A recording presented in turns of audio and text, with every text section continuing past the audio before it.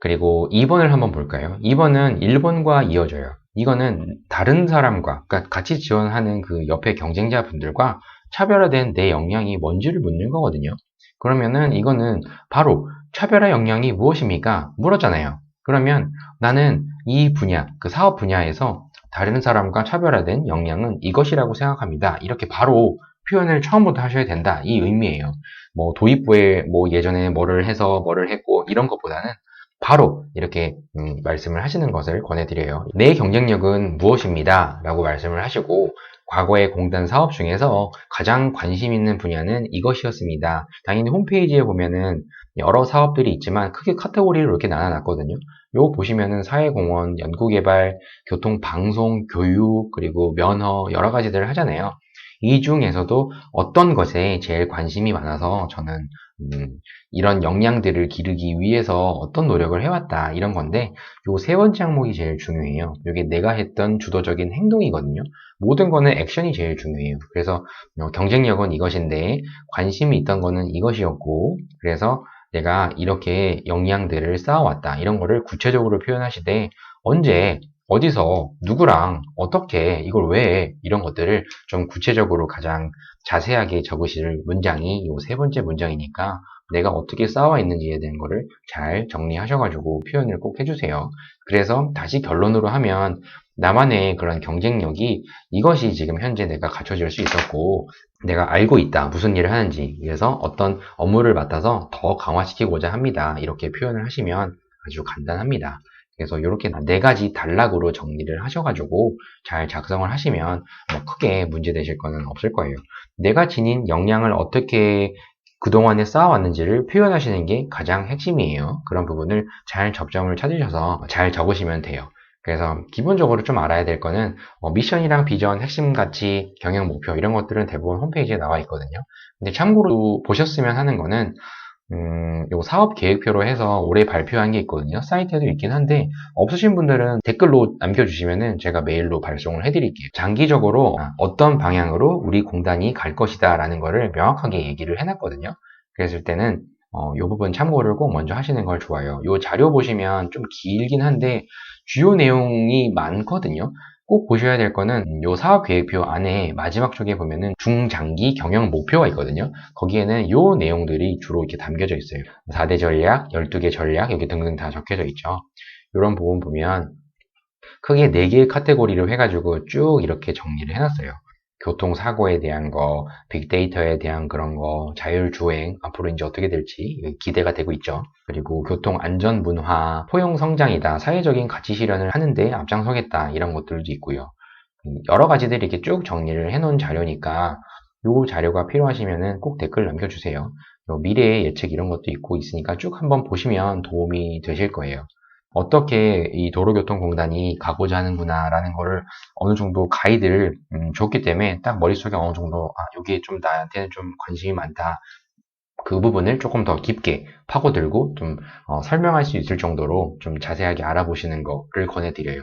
면접 때 가장 관심 있는 분야가 어떤 거냐라고 물었을 때는 방금 보셨던 이 12가지 부류 중에서 이것이 제일 관심이 있어서 나는 이거를 맡아서 어떤 부분을 좀 나는 더 역량도 강화도 하고 싶고 배우고 싶다고 해도 이렇게 구체적으로 무엇을 배우고 싶고 왜 내가 나중에 무엇을 하고자 하니까 이런 게 명확하게 얘기를 할 수 있어야 되기 때문에 모든 답변에는 왜라는 걸 답변하실 수가 있으셔야 돼요. 그리고 3번이에요. 1번, 2번이 저는 경쟁력을 평가를 하는 것, 결국에는 그 두 가지가 좀 변별력 있는 자소서 항목이라고 저는 생각이 들어요. 그 분이 1번, 2번이 잘 설명을 하신 분들을 먼저 걸러낼 것이고, 그 다음에는 인성적으로 이 부분들을 어떻게 생각하는지를 그 다음에 이 3번, 4번으로 평가를 할 거예요. 그런 부분이기 때문에 내가 1번, 2번에 정말 잘 작성을 하셨다 하신 분들은 남은 한 5% 정도에서 결정이 난다 생각하시고 3번과 4번 잘 작성을 하셔야 돼요. 그래서 여기다 제가 적어 놨듯이 공기업인에 맞는 그런 가치관을 가졌는지에 대한 걸 평가를 하는 거예요. 근데 이 내용 보면 팀원이랑 의견이 다를 때 해결 방법이잖아요. 그런 거는 일단 기본적으로는 팀이라는 걸 얘기를 하면 바로 떠올려야 될 그 단어가 팀워크거든요. 팀워크인데 팀워크라고 하는 거는 한 팀이고 그리고 목표가 하나예요. 그래서 그 안에서 목표가 다 하나라서 모두가 다 열심히 해야 되거든요. 모두가 다 열심히 한다는 전제 하에 의견이 다른 거예요. 뭔가 싸우려고 의견이 다른 게 아니고 모두가 의견이 여러 가지가 나온다는 거. 그게 갈등이라고 표현할 수도 있지만 어떻게 보면은 이거는 팀을 위해서 좋은 거거든요. 그런 관점에서 좀 보고 경험을 좀 뒷받침하셔서 말씀하시는 게 좋아요. 특히 이런 내용이 질문으로 오면 팀원들끼리 의견이 다르기 때문에 저는 그때 원인 분석을 하고 상대방의 의견을 좀 존중한다고 그리고 경청을 하며 이런 표현들 많이 하거든요. 근데 이거는 겉도는 내용이라고 판단을 할 수밖에 없어요. 이거를 얘기를 하고 내 근거에 대해서 잘 설명을 해주는 것도 내가 잘 설명한다고 하면 그것도 괜찮다고 보지만 보시는 도로교통공단 분들이 인턴에 합격하려고 하시면 3번 항목은 이렇게 저는 권해드려요. 다른 경쟁자들보다 차별화된 답변을 하고자 하시면 이 부분을 좀 집중을 해서 봐주세요. 기본적으로 상대방에게 나의 의견을 이야기할 때는 뭔가 객관적인 통계라든지 이런 근거를 제시를 해주고 내가 이거를 왜 제시를 하는지 그리고 이거를 했을 때 어떤 시뮬레이션 결과가 나올지 이런 비전에 대한 부분들을 구체적으로 하실 수 있을 만한 내 노력이 먼저 있어야 돼요. 내 의견을 이야기를 하기 전에 나는 이렇게 준비를 해서 상대방이 참 알아들을 수 있게끔 미리 준비를 합니다. 그렇게 하셔야만 갈등이 일어나지 않거든요. 그래서 여기도 적어놨듯이 사전의 노력을 강조를 좀 해달라 이런 얘기가 있고 그리고 상대방의 의견을 얘기를 할 때도 분명히 나랑 다를 수 있다라는 거를 먼저 인정을 해주셔야 되는 거고 그리고 내가 생각하는 부분, 남이 생각하는 부분 다 같이 열심히 하고자 하는 그런 노력이라고 보면 공동의 목표가 같거든요. 그렇다고 하면 상대방을 존중해 줘야 돼요. 그냥 무시하지도 마시고 아무리 소수의 의견이더라도 귀담아 들으시고 내 의견에 조금이라도 반영할 수 있게끔 노력을 해주신다고 하면 서로 같이 성장할 수 있는 그런 계기가 될 수 있을 거예요. 서로 이렇게 부족한 부분도 채워주고 모자란 부분은 인정하고 내가 또 배울 수도 있고 이런 서로 존중할 수 있는 그런 문화가 팀워크에서도 저는 되게 중요하다고 생각이 들어요. 그래서 상호 존중을 꼭 해달라라는 부분이니까 이 부분 한번 읽어보시고 여기에 맞춰서 작성을 하시는 거를 권해드려요. 그래서 여기도 다시 강조드리지만 여러 가지 의견이 있어서 다툴 수 있는 거 모두가 열심히 한다는 전제 조건 하에 이렇게 다툴 수 있다는 거는 팀한테는 되게 행복한 일이에요.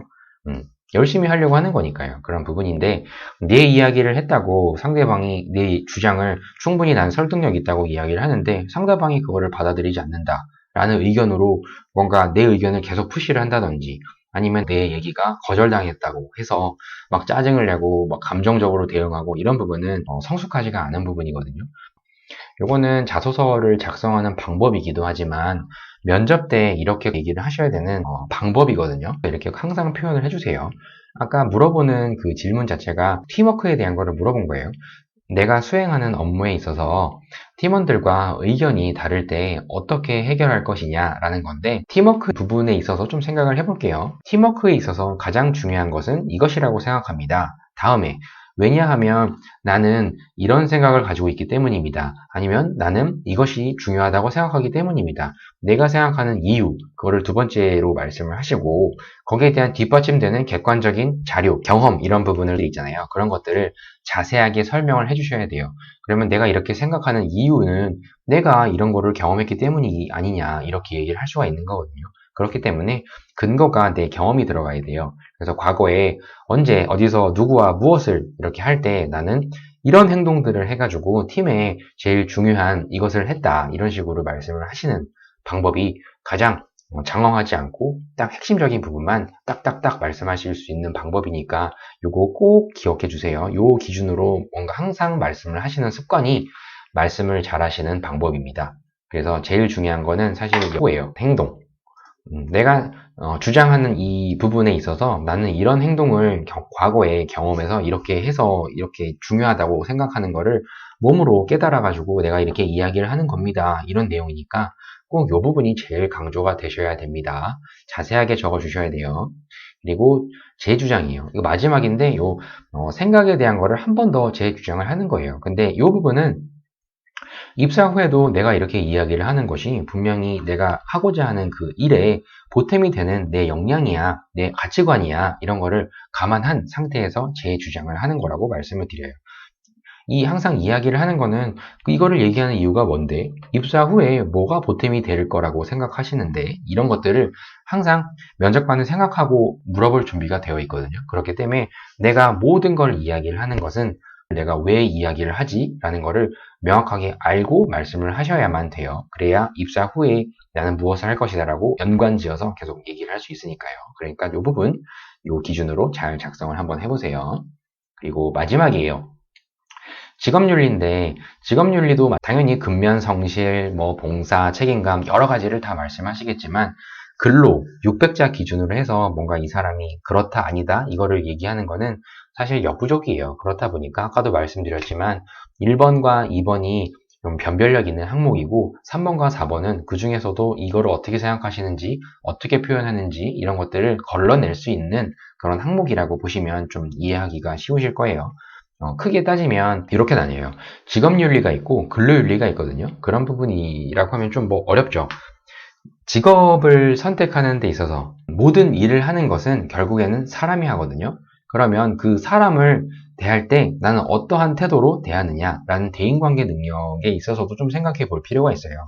그리고 일을 대하는 태도에 있어서 어떤 게 내가 중요하다고 생각하냐라는 거는 다시 말을 바꿔서 얘기해 보면 어떤 사람과 일을 하는 게 내가 좋고 어떤 사람과 일을 하는 게 싫으냐 이 두 가지 관점으로 좀 생각을 해보세요. 그래서 사람과 일 그 부분에 있어서는 좀 이렇게 두 가지 항목으로 해가지고 쭉 정리를 한번 해보시는 거를 권해드리는데 책임감 제일 많이 정리를 하실 거고요. 그리고 정직하고 성실하고 이런 부분 다 많이 하실 거예요. 근데 이거는 뭐가 중요합니다라는 거는 어차피 똑같기 때문에 그것보다는 내가 어떠한 경험이나 어떠한 뒷받침되는 그런 근거들 그리고 내 사고 그리고 그런 신념들을 어떻게 전달하는지 표현 방법에 따라서 결국에는 이 부분은 결정될 거예요. 그러니까 예를 들면 지원 분야에서 어떤 거를 할지에 대한 걸 분명히 알고 이거를 말씀하셔야 돼요. 운전면허 시험장이라고 하면은 분명히 많은 사람들을 응대하고 알려드리고 또 누구보다 근면해야 되니까 당연히 중요한 이런 것들도 있을 거고 물론 다른 것도 중요할 수도 있어요.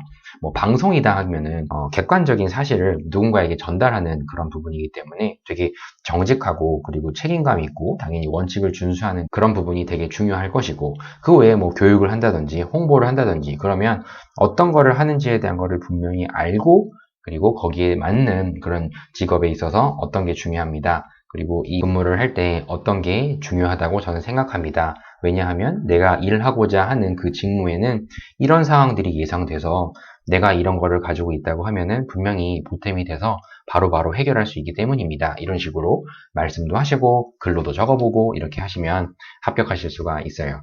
그러니까 반드시 제가 다시 강조드리지만 내가 주장하는 거, 거기에 대한 이유, 그리고 근거까지 정확하게 표현을 해주시고 거기에 대한 거를 면접 때 가시게 되면 한 30초, 40초 이렇게 깔끔하게 좀 얘기를 할 필요성이 있어요.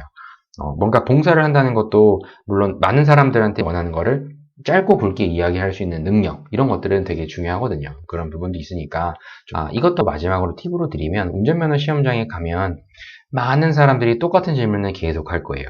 그런 부분이 있다고 하면 내가 더 요약을 해가지고 많이 묻는 그런 질문들을 깔끔하게 짧고 굵게 한번 요약을 해서 페이퍼 같은 데다가 자주 묻는 질문들을 깔끔하게 딱 정리를 여러 개 하셔서 준다든지 이런 식으로 하셔가지고 되게 좋은 평가를 받았던 도로교통공단 인턴 분이 계세요. 서류 안내를 했을 때도 1번부터 10번까지 뭐가 필요하다는 거를 미리 항상 자주 묻는 질문은 내가 가지고 있는 거예요. 포스트잇 조그만 식으로 해가지고 손님한테 응대를 할 때도 이거를 미리 적은 거를 바로 드리면 되니까 똑같은 얘기를 반복하지 않아도 되고 그리고 줄이 아무리 길더라도 빨리빨리 처리를 할 수가 있죠.